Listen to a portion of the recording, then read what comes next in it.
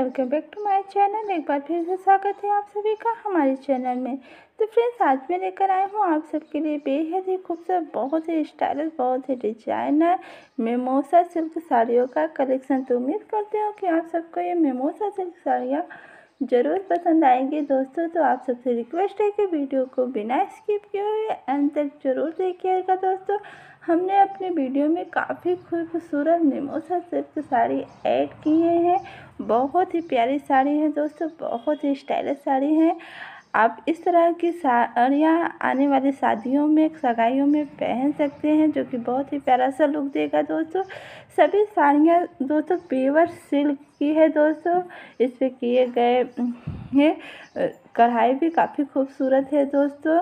बहुत ही प्यारी सी स्टाइलिश साड़ियाँ दोस्तों, एक से बढ़कर एक साड़ियाँ हैं दोस्तों। कलर की बात करें तो कलर भी काफ़ी खूबसूरत है दोस्तों। ये सभी साड़ियाँ हमने अमेज़ॉन से लिया है दोस्तों। अगर आपको इसमें से कोई भी साड़ी अच्छी लगती हो, आप उसको लेना चाहते हैं, तो लिंक हम आपको दे देंगे, आप वहां से जाकर ऑर्डर लगा सकते हैं दोस्तों। प्राइस भी हमने आपको स्क्रीन पर दिखा दिया है। प्राइस थोड़ी ज़्यादा है दोस्तों, लेकिन साड़ी काफ़ी खूबसूरत है दोस्तों।